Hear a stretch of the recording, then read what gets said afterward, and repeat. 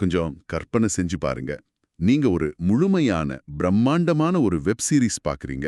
அதுல அழகான லொகேஷன், உணர்ச்சிகரமான காட்சிகள், நேர்த்தியான நடிகர்கள்னு எல்லாமே இருக்கு. ம் ஆனா அந்த தொடர்ல நடிச்ச நிஜ மனிதர்கள் யாருமே இல்ல. ஒரு கேமரா கூட அங்க பயன்படுத்தப்படல. இது எல்லாத்தையும் ஒரே நிமிஷத்துல வெறும் $30 செலவுல உருவாக்க முடியும்னு சொன்னா நம்புவீங்களா? நிஜமாவே இது கேட்கறதுக்கு ஏதோ சயின்ஸ் ஃபிக்ஷன் படத்தோட கதை மாதிரி தான் இருக்கு. ஆனா சீனால இப்போ இது சர்வசாதாரணமா நடந்துட்டு இருக்கு. கரெக்ட். நாம் இதுவரை பார்த்து பழகிய உலகத்தோட கதவுகள் எல்லாம் இப்போ உடைக்கப்பட்டு கண்ணுக்கு தெரியாத பல புதிய அமைப்புகள் உள்ள நுழைஞ்சிடுச்சு. உங்களுக்கான இந்த ஆழமான அலசலுக்கு வரவேற்பு. இன்னைக்கு நம்ம கண்முன்னே நடக்கிற விஷயங்கள், அதாவது நம்ம அரசியல், பொருளாதாரம், அப்புறம் பாதுகாப்பு எப்படி வேரோடு மாத்துது அப்படிங்கறத பத்தி தான் விரிவாக பேச போறோம். ஆமா, உலக அளவுல இப்போ நடக்கிற இந்த மாற்றங்களை நாம தனித்தனி செய்திகளா பார்க்க கூடாது. எல்லாமே ஒரு மாபெரும் சங்கிலி தொடரோட வெவ்வேறு கண்ணிகள். ஒரு பக்கம் தொழில்நுட்பம் மனித படைப்பாற்றல ஓரங்கட்டுது, இன்னொரு பக்கம் பல தசாப்த கால அரசியல் சாம்ராஜ்யங்கள் ஒரே நாள்ல வீழுது. இது ரொம்ப வேகமா நடக்குது. ஆனா அரசியல்னு வந்ததும் ஒரு விஷயத்தை நான் முதலே தெளிவுபடுத்திடுறேன். இந்த அலசல்ல நாம பகரப்போகும் அரசியல் மற்றும் தேர்தல் சார்ந்த தகவல்கள் எந்த ஒரு இடதுசாரி அல்லது வலதுசாரி சார்பின்றியும் நமக்கு வழங்கப்பட்ட மூலத்தகவல்கள்ல என்ன இருக்கோ அதை மட்டுமே உங்களுக்கு நடுநிலையாக எடுத்துரைக்கும் நோக்கம் கொண்டது. சரி, இந்த கதவுகள் உடைக்கப்படும் விஷயத்தை நம்ம அரசியலிருந்தே ஆரம்பிப்போம். கண்டிப்பா. எனக்கு ரொம்ப ஆச்சரியமா இருந்தது சமீபத்திய தேர்தல் முடிவுகள் தான். பல தசாப்தங்களா அசைக்க முடியாத கோட்டைகளா இருந்த மாநில கட்சிகள் இப்ப தரைமட்டமாகி வருது இல்லையா? ஆமா, நீங்க அந்த தேர்தல் முடிவுகளோட எண்களை பாத்தீங்கன்னா அது வெறும் ஆச்சரியம் இல்ல, ஒரு மிகப்பெரிய அரசியல் பூகம்பம் அப்படிங்கிறது புரியும். உதாரணத்துக்கு மேற்கு வங்கத்துல பாருங்க. 15 ஆண்டு கால திரிணாமுல் காங்கிரஸ் ஆட்சிய வீழ்த்தி பாஜக ஒரு வரலாற்று வெற்றிய பதிவு செஞ்சிருக்கு. அது பெரிய விஷயம்தான். கொஞ்சம் யோசிச்சு பாருங்க. முதலமைச்சர் மம்தா பானர்ஜியே தன்னோட பவானிபூர் தொகுதியில தோற்று போயிருக்காங்க.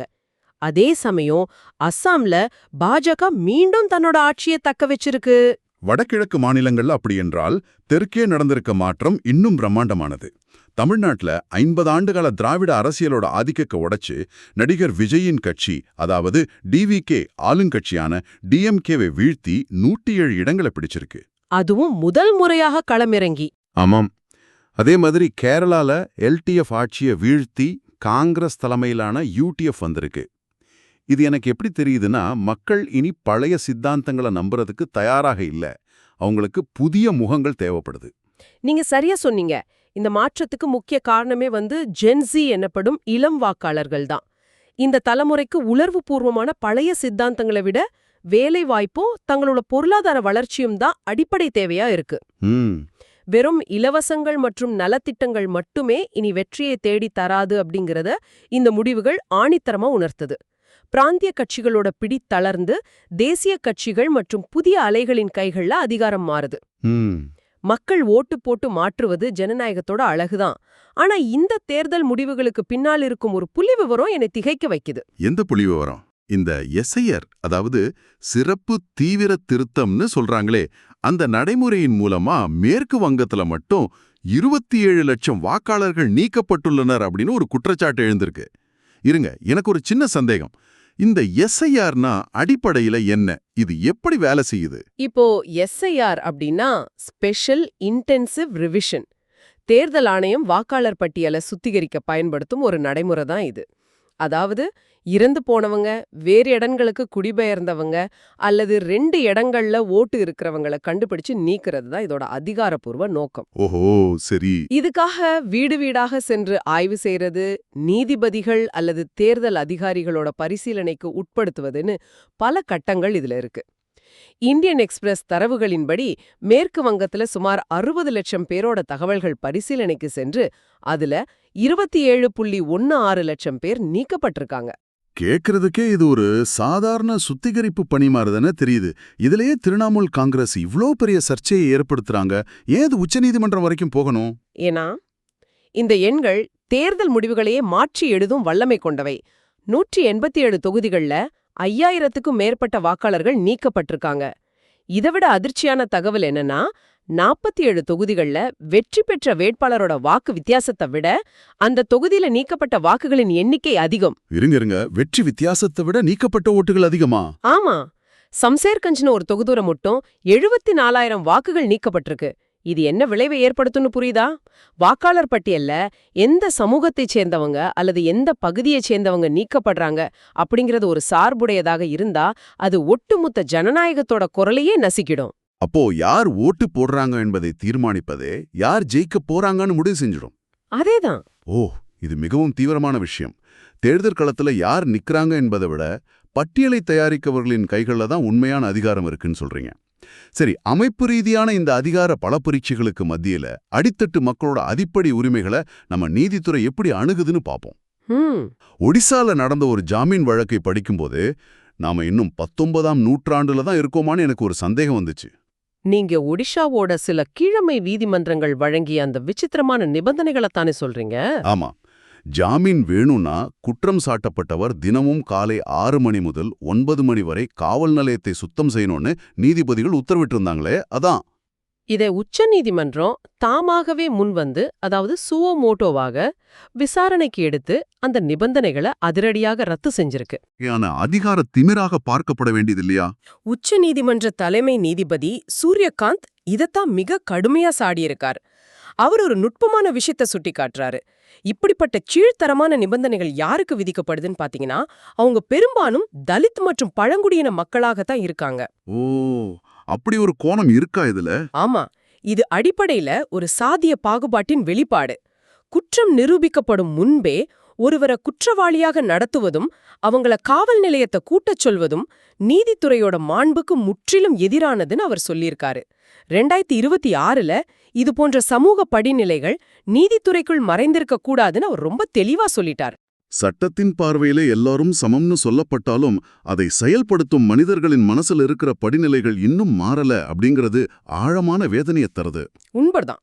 சரி, இந்த அதிகார அத்துமீறல்கள் உள்ளூர்ல நடப்பது ஒரு புறம் இருக்கட்டும், சர்வதேச எல்லையில நடக்கிற விஷயங்கள் நம்ம அன்றாட வாழ்க்கையை எப்படி சீரழிக்குதுன்னு பார்ப்போம். ஹார்முஸ் ஜலசந்தி முடக்கப்பட்டிருக்கு அப்படிங்கிற செய்தி தொடர்ந்து அடிபடுது. அது ஏதோ மேப்ல இருக்கிற ஒரு கோடு தானே, அதனால நமக்கு என்ன பெரிய பாதிப்பு வந்துவிட போகுது? இல்ல, அது சாதாரண கோடல்ல. அது உலக பொருளாதாரத்தோட உயிர்நாடி. உலகத்தின் கச்சா எண்ணெய் மற்றும் இயற்கை எரிவாயு போக்குவரத்துல 20% அந்த ஒரு குறுகிய கடல்பாதை வழியாகத்தான் பயணிக்குது. 20%? ஆமா. இப்போ மத்திய கிழக்குல நடக்கிற போர்ல அமெரிக்கா மற்றும் இஸ்ரேலோட தாக்குதல்களுக்கு பதிலாக ஈரான் அந்த வர்த்தக பாதையை முடக்கியிருக்கு. அது மட்டும் இல்ல, ஐக்கிய அரபு அமீரகத்தின் எண்ணெய் துறைமுகம் மீது ட்ரோன் தாக்குதல்களும் நடந்திருக்கு. அப்போ அந்த வழியா கப்பல்கள் போக முடியாதா இப்போ?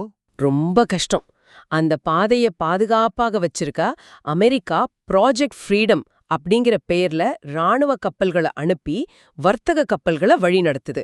இந்த பாதை முடங்குனா உலகத்துல பாதி வண்டிகள் ஓடாது, தொழிற்சாலைகள் செயல்படாது.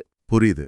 ஆனா உலக அரசியல்ல போர் அப்படிங்கிறது இப்போ நேருக்கு நேர் ஆயுதங்களை கொண்டு மட்டுமே நடப்பதில்ல. மனித வறுமையை பயன்படுத்தி ஏழை நாடுகளை எப்படி பலிகடா ஆக்குறாங்க என்பதற்கு ரஷ்யா உக்ரைன் போர் ஒரு பயங்கரமான உதாரணம். ஆமா. குளோபல் சவுத்னு சொல்லப்படும் ஆப்பிரிக்கா, ஆசிய நாடுகளோட இளைஞர்கள் எப்படி இந்த வலையில சிக்கறாங்க? இதுக்கு பின்னால் உள்ள வலைப்பின்னலோட மெக்கானிசம் மிக கொடூரமானது. பாத்தீங்கன்னா, கென்யா, இந்தியா போன்ற நாடுகள்ல உள்ள வேலைவாய்ப்பற்ற இளைஞர்களுக்கு தனியார் ஏஜென்சிகள் மூலமா ரஷ்யாவில் உதவியாளர் வேலை, அதிக சம்பளம்னு போலியான ஆசை வார்த்தைகளை கூறி விளம்பரம் செய்றாங்க. ஓகே. அந்த இளைஞர்கள் வறுமையின் காரணமா ரஷ்யாவுக்கு போறாங்க. அங்க போன பிறகு ரஷ்ய மொழியில உள்ள சில ஒப்பந்த பத்திரங்கள்ல அவங்கள கையெழுத்திட வைக்கிறாங்க. மொழி தெரியாததால அவங்களுக்கு அதுல என்ன இருக்குன்னு புரியாது. கரெக்ட். அது ராணுவத்துல சேர்வதற்கான ஒப்பந்தம் என்றே அவங்களுக்கு தெரியாது. கடைசியில பார்த்தா ஆயுதத்தை கையில கொடுத்து அவங்கள உக்ரைனுக்கு எதிரான போர்க்களத்துல முன்வரிசையில நிற்க வச்சிருக்காங்க. கென்யாவை சேர்ந்த கமாவ் அப்படிங்கிற இளைஞர் இப்படித்தான் ஏமாற்றப்பட்டு உயிரை விட்டார். அதாவது வறுமையையும் மொழி பிரச்சனையும் பயன்படுத்தி ஒரு வல்லரசு நாடு தனக்கு தேவையான மனித கேடயங்களை உருவாக்கி கொள்ளுது. ரொம்ப பகீர்னு இருக்கு கேட்க. ஆமா. இன்னொரு பக்கம் மனிதர்களை தாண்டி தொழில்நுட்பம் போர் முறைகளை எப்படி மாத்திருக்குன்னு பார்த்தா கொள்ளநடுங்குது. லெபனான்ல நடந்த பாஜர் தாக்குதல்கள் எனக்கு இன்னமும் அதிர்ச்சியாவே இருக்கு. போரோட முகமே முற்றிலும் மாறிடுச்சு என்பதற்கு அதுதான் சிறந்த சாட்சி. முன்பெல்லாம் ராணுவ தளங்கள் அல்லது அரசாங்க கட்டடங்கள் தான் தாக்கப்படும். ஆனா இப்போ பாக்கெட்ல இருக்கும் பேஜர் அல்லது வாக்கி டாக்கிகள் திடீர்னு வெடிக்குது. இதனால தான் இந்திய பாதுகாப்பு படைகளும் சில நடவடிக்கைகளை எடுக்கறாங்களா? ஆமா, இதனால தான் இந்திய பாதுகாப்பு படைகள் ஆபரேஷன் சிந்தூர் அப்படிங்கிற ஒரு மாபெரும் ராணுவ பயிற்சியை சமீபத்துல நடத்துனாங்க. ஆகாஷ் தீர், ஆகாஷ், பிரம்மோஸ் போன்ற நவீன ஏவுகணைகளை தாண்டி எதிர்கால போர் என்பது ட்ரோன்கள் மற்றும் சென்சார்கள் மூலம் மட்டுமே நடக்கும் என்பதை உணர்ந்து அதற்கான நவீன பயிற்சிகளை இந்தியா முன்னெடுத்திருக்கு. இது எனக்கு ஒரு விஷயத்தை தெளிவா உணர்த்துது. ஒரு காலத்துல போர் நடந்தா எல்லையில இருக்கிறவங்க மட்டுமே கவலைப்படுவாங்க. ஆனா இன்னைக்கு மத்திய கிழக்குல ஒரு ட்ரோன் வெடித்தால் அல்லது சப்ளை செயின் முடங்கினால் அதோட அதிர்வலை நம்ம சமையலறை வரை கேக்குது. அதேதான். இந்த ஹார்முஸ் ஜலசந்தி பிரச்சனை நம்ம பொருளாதாரத்தை, குறிப்பா நம்ம எரிசக்தி தேவையை குறிவச்சு எப்படி தாக்குது? இது நம்ம மேல நடக்கிற நேரடியான தாக்குதல் தான். இந்தியாவோட இயற்கை எரிவாயு, அதாவது LNG இறக்குமதியில 60% ஹார்முஸ் ஜலசந்தி வழியாகத்தான் வருது. தற்போதைக்கு அந்த பாதை முடங்கி உள்ளதால கடந்த 2 மாதங்களா அங்கிருந்த எந்த ஒரு LNG கப்பலும் இந்தியாவுக்கு வரல. அப்போ நம்ம இருப்பெல்லாம் குறைஞ்சிட்டு வருமே. ஆமா, இத சமாளிக்க இந்தியாவோட பெட்ரோநெட் நிறுவனம் எதிர்கால நெருக்கடிகளை தவிர்க்க தன்னோட சேமிப்பு திறனை 70% அதிகரிக்க போறதா அறிவிச்சிருக்காங்க. ஆனா பிரச்சனை என்னன்னா, இப்படி ஒரு புதிய சேமிப்பு கிடங்க கட்டி முடிக்க குறைஞ்சது 3 வருஷமாவது ஆகும். அது வரைக்கும் எரிசக்தி விலைவாசி உயரவே நம்ம சந்திச்சு தான் ஆகணும். ஒரு பக்கம் எரிசக்தி விலை ஏறுது, பெட்ரோல் விலை ஏறுது, இன்னொரு பக்கம் நம்ம கரன்சி மதிப்பும் பாதாளத்திற்கு போகுதே. டாலருக்கு நிகரான ரூபாய் மதிப்பு 95.33ஆக வீழ்ச்சி அடைஞ்சிருக்கு. இதை கட்டுப்படுத்த ரிசர்வ் வங்கி என்ன மாதிரியான ஆயுதங்களை கையில எடுக்கிறாங்க? ரூபாயோட மதிப்பை தாங்கி பிடிக்க RBI தற்போதைக்கு 2 முக்கிய வழிகளை பரிசீலிச்சு வருது. முதல் வழி 2013ல நெருக்கடி வந்தப்போ செஞ்சது போல வெளிநாடு வாழ் இந்தியர்களிடமிருந்து, அதாவது NRIகளிடமிருந்து டாலர் டெபாசிட்டுகளை ஈர்ப்பது. அதாவது அதிக வட்டி தரோன்னு சொல்லி அவங்களோட டாலர்களை இந்திய வங்கிகள்ல முதலீடு செய்ய வைக்கிறதா? கரெக்ட்.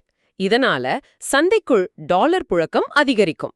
இரண்டாவது வழி வெளிநாட்டு பத்திர முதலீட்டாளர்கள் மீதான வரியை, அதாவது வித்ஹோல்டிங் டாக்ஸை நீக்குவது.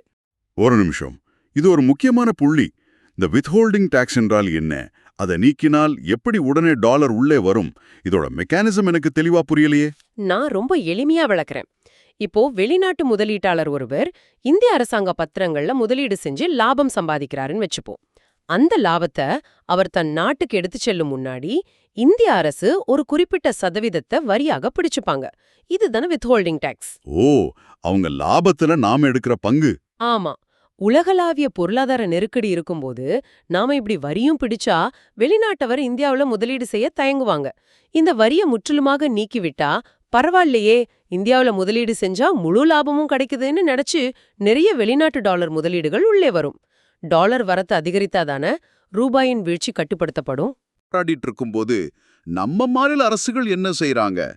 இது எப்படி சொல்றதுன்னா, இப்போ நாம ஒரு வீட்டை வாடகைக்கு எடுத்து சில நண்பர்களோட தங்கியிருக்கோன்னு வச்சுப்போம். நாம பட்ஜெட் போட்டு செலவை குறைக்க போராடுறோம். ஆனா நம்மோட இருக்கிற நண்பர் கண்டபடி கிரெடிட் கார்டை தேய்த்து ஊர்ல உள்ளவங்களுக்கெல்லாம் இலவசமாக பிரியாணி வாங்கி கொடுத்தால் எப்படி இருக்கும்? அப்படிதானே மாநில அரசுகளின் நிதிநிலை இருக்கு. மிகச்சரியான ஒப்பீடு. இந்த கிரெடிட் கார்டு தேய்ப்பதை தான் தலைமை பொருளாதார ஆலோசகர் அனந்த நாகேஸ்வரன் சப்நேஷனல் ஃபிஸ்கல் இன்டிசிப்ளின், அதாவது மாநிலங்களின் நிதி ஒழுங்கின்மைன்னு பொருளாதார மொழிகளை எச்சரிக்கிறார். சர்வதேச நெருக்கடிகளால இந்தியாவோட நடப்பு கணக்கு பற்றாக்குறை ஏற்கனவே அதிகரிச்சிருக்கு. இந்நிலையில பல மாநில அரசுகள் வரவு செலவு திட்டத்துல பெரும் பற்றாக்குறையே வச்சிருக்காங்க. உதாரணமா மேற்கு வங்க அரசு தன்னோட மொத்த வருவாயில 10% எந்த நிபந்தனையுமற்ற இலவசங்களுக்காக செலவிடுது. 10%? அது ரொம்ப பெரிய தொகையாச்சே. ஆமாம். இப்படி ஓட்டுக்காக பணத்தை இறைப்பதும் அளவுக்கு அதிகமாக கடன்களை வாங்குவதும் தேசிய பொருளாதாரத்தோட கழுத்து நெரிக்கும் கயிறாகவே மாறுது. உலகளாவிய நெருக்கடிகள் வரும்போது இந்த நிதி ஒழுங்கின்மை ஒட்டுமொத்த நாட்டோட ஸ்திரத்தன்மையே ஆட்டம் காண செய்யுது. ஒரு பக்கம் மாநிலங்கள் பணத்தை வாரி இறைக்கிறாங்க. சரி, நிலைமையை சமாளிக்க அரசாங்கத்திற்கு வரும் வரி வருமானமாவது சரியா இருக்கா? அங்கதான் மிகப்பெரிய சறுக்கலே காத்திருக்கு. நடப்பு நிதியாண்டுல நேரடி வரி வசூல் வளர்ச்சி வெறும் 5.12% மட்டுமே. திருத்தப்பட்ட இலக்க விட இது 80,594 கோடி ரூபாய் குறைவு. அதுவே பெரிய அடி. அதுல மிக அதிர்ச்சியான தகவல் என்னன்னா, தனிநபர் வருமான வரி வளர்ச்சி வெறும் 0.03% மட்டுமே உயர்ந்திருக்கு. 0.03% தானா? ஏன் இவ்ளோ குறைவு? மக்கள் யாரும் சம்பாதிக்கலையா அல்லது வரியை கட்டாம தப்பிக்கிறாங்களா? ரெண்டும் இல்ல. புதிய வரி விதிப்பு முறையில அரசாங்கம் நிறைய சலுகைகளை அறிவிச்சாங்க. இதனால நடுத்தர வர்க்கத்தினர் வரி கட்டுவதிலிருந்து பெருமளவு விலக்கு பெற்றனர். இது ஒரு வகையில மக்களுக்கு நல்லதா இருந்தாலும் அரசாங்கத்தோட கஜானாவை காலி செஞ்சிடுச்சு. ஓ, கார்ப்பரேட் வரியாவது வந்ததா? கார்ப்பரேட் வரி வசூலும் எதிர்பார்க்க அளவுக்கு இல்ல. வரி வருமானம் குறையும் போது அரசாங்கத்தால் புதிய உள்கட்டமைப்பு திட்டங்கள்ல முதலீடு செய்ய முடியாது, வெளிநாட்டு கடன்களை அடைக்க முடியாது. நாம ஆரம்பத்துல பேசின அந்த கண்ணுக்கு தெரியாத அமைப்புகள் கதவுகளை உடைக்குது அப்படிங்கிற கருப்பொருளுக்கு மீண்டும் வருவோம். அரசியல், போர், பொருளாதாரம் எல்லாவற்றிலும் பாரம்பரியமான விஷயங்கள் எப்படி தகர்க்கப்படுதுன்னு பார்த்தோம். ஆனா இவை அனைத்தையும் விட மனித குலத்தையே ஆட்டிப்படைக்க போகும் இன்னொரு தொழில்நுட்பம் AI. ஆமா, அது ஒரு பெரிய பூதம். இது பங்கு சந்தையை எப்படி சீரழிக்க போகுதுன்னு செபி தலைவர் துஹின் காந்தா பாண்டே ஒரு கடுமையான எச்சரிக்கை விடுத்திருக்காரு. ஆந்த்ரோபிக் நிறுவனத்தின் மித்தோஸ் அப்படிங்கிற புதிய AI மாடல் பற்றி அவர் என்ன சொல்றார்? ஒரு அல்காரிதம் எப்படி ஒட்டுமொத்த பங்கு சந்தையும் வீழ்த்தும்? பொதுவா பங்கு சந்தையில திடீர் வீழ்ச்சி ஏற்பட்டா அதை தடுத்து நிறுத்தி சந்தையை சாந்தப்படுத்த சர்க்கியூட் பிரேக்கர்ஸ்னு மனித கட்டுப்பாட்டு அமைப்புகள் இருக்கும். ஆனா மித்தோஸ் போன்ற நவீன AI மாடல்கள் மனிதர்கள் சிந்தித்து முடிவெடுக்கும் வேகத்தை விட 10,000 மடங்கு வேகமா செயல்படக்கூடியவ. இவை சந்தையில ஒரு சிறிய வதந்தியே அல்லது தவறான தரவை, அதாவது ஹாலுசினேஷனை உண்மைன்னு நம்பி தங்களுக்குள் பரிவர்த்தனை செஞ்சு ஒரே மைக்ரோ வினாடியில பல லட்சம் பங்குகளை விற்கத் தொடங்கலாம். மனிதர்கள் சுதாரித்த அந்த சர்க்கியூட் பிரேக்கரை அழுத்துவதற்குள் சந்தை பல லட்சம் கோடிகளை இழந்து தரைமட்டமாகிவிடும். அதான் மனித கட்டுப்பாடுகளை மீறி அல்காரிதம்கள் முடிவெடுப்பதுதான் இதிலுள்ள மிகப்பெரிய ஆபத்து. கண்டிப்பா. அதாவது நாம ஓட்டுற காரு மிக வேகமா போகுது, ஆனா பிரேக் பிடிக்கும் கண்ட்ரோல் நம்மகிட்ட இல்ல, அந்த காரிடமே இருக்கு. பங்குச்சந்தை சரி, மனிதனோட கற்பனை திறனையும் உணர்வுகளையும் கலைகளையும் கூட இந்த AI விட்டு வைக்கலையே. நான் நிகழ்ச்சியோட தொடக்கத்துல ஆச்சரியமா சொன்ன அந்த சீன மைக்ரோ டிராமாக்கள் பற்றி பேசுவோம். அது திரைப்படத்துறை மற்றும் கலைத்துறையோட மரண அடின்னு தான் சொல்லணும். சீனால இப்போ எந்த மனித நடிகர்களும் உண்மையான கேமராக்களும் இல்லாம முற்றிலும் AI மூலமாகவே சிறிய தொடர்களை உருவாக்குறாங்க. $30 செலவுல. ஆமா, ஒரு நிமிஷம் வீடியோவை உருவாக்க அவங்களுக்கு ஆகும் செலவு வெறும் $30 தான். ஒரு முழுமையான போர்க்காட்சியையோ அல்லது ஒரு அழகிய கிராமத்து நதிக்கரையையோ எந்த பின்னணி வேலைப்பாடுகளும் இல்லாம AI கொண்டு நொடிகள்ல உருவாக்கிடுறாங்க. நாம இதுவரை உடலால் செய்யக்கூடிய கடினமான வேலைகளைத்தான் இயந்திரங்களிடம் கொடுத்தோம். வயலை உழ டிராக்டர் வந்தது, கணக்கு போட கம்ப்யூட்டர் வந்தது. ஆனா மனிதர்கள் சிந்திக்கவும், கற்பனை செய்யவும், கலை ரசிக்கவும் பிறந்தவங்க. இப்போ இந்த படைப்பாற்றலையே ஒரு அல்காரிதத்திடம் கொடுத்துட்டா மனிதனுக்கான அடிப்படை தேவைதான் என்ன? இது வெறும் தொழில்நுட்ப வளர்ச்சி அல்லது வேலைவாய்ப்பு பிரச்சனை மட்டும் இல்ல, மனித இருப்பின் மீதான ஒரு தத்துவவாதமான கேள்வி. கலை, இலக்கியம், கதை சொல்லுதல் போன்றவைதான் மனித பரிணாமத்தோட உச்சம். அதை ஒரு இயந்திரம் செய்யும்போது செலவு குறையுது என்பது வியாபார ரீதியாக லாபமாக இருக்கலாம். ஆனா அதோட தாக்கம் எல்லாத்தையும் AI பார்த்துக்கோன்னா மனித மூளையோட செயல்பாடு என்ன ஆகும்? மனிதன் எதற்காக சிந்திக்கணும்? கற்பனை திறன் அப்படிங்கிற மனிதனோட தனித்துவமான அடையாளத்தை இது முற்றிலுமாக கேள்விக்குள்ளாக்குது. இன்றைய அலசல் மிக ஆழமா பல விஷயங்களை தொட்டுச் சென்றது. பல தசாப்த கால அரசியல் சாம்ராஜ்யங்கள் எப்படி ஒரே நாள்ல சரிந்தது? தேர்தல் ஆணையத்தோட வாக்காளர் நீக்கம் எப்படி ஜனநாயகத்தின் போக்கையே அடியோடு மாற்றுதுன்னு பார்த்தோம். நீதித்துறையில ஒடுக்கப்பட்ட மக்கள் இன்னும் எப்படி பாகுபாட்டுடன் நடத்தப்படுறாங்க என்பதையும், குளோபல் சவுத் இளைஞர்கள் எப்படி வல்லரசு போரின் பகடைக்காய்களாக பயன்படுத்தப்படுறாங்க என்பதையும் நுட்பமா அலசினோம். அது மட்டும் இல்லாம சர்வதேச விநியோகச் சங்கிலியில ஏற்படும் ஒரு சிறிய முடக்கம் எப்படி உங்க வீட்டு கேஸ் சிலிண்டர் விலைய தீர்மானிக்குது, டாலருக்கு நிகரான ரூபாயை காக்க RBI கையில எடுக்கும் வித்ஹோல்டிங் டாக்ஸ் தளர்வு போன்ற ஆயுதங்கள் என்ன, மாநில அரசுகளோட அளப்பரிய இலவசங்கள் எப்படி தேசிய பொருளாதாரத்தை கொலைக்குதே என்பதையும் விரிவா பார்த்தோம். விடை பெறுவதற்கு முன் உங்களுக்கான ஒரு சிந்தனை. ஒரு நிமிஷத்துக்கு $30 நிஜ மனிதர்களைப் போலவே சிரித்து, அழுது, பேசும் AI வீடியோக்களை உருவாக்க முடியும் என்றால், மனிதன் கண் சிமிட்டும் நேரத்திற்குள் பல லட்சம் பங்குகளை விற்க ஒரு AI ஆல்கரிதத்தால் முடியும் என்றால், எதிர்காலத்துல நீங்க டிவில பார்க்கும் தலைவர்கள், அவங்க பேசும் ஆவேசமான அரசியல், நீங்க வாக்களிக்கப் போகும் வேட்பாளர், இவங்க நிஜமானவங்களா அல்லது ஏஐ உருவாக்கிய மாயையா அப்படிங்கறத உங்களால எப்படி பிரித்தறிய முடியும்? கண்ணுக்கு தெரியாத அந்த புதிய அமைப்பு உங்களுக்காக என்ன வலையை பின்னுதுன்னு சிந்தியுங்கள். மீண்டும் அடுத்த ஆழமான அலசலில் சந்திப்போம்.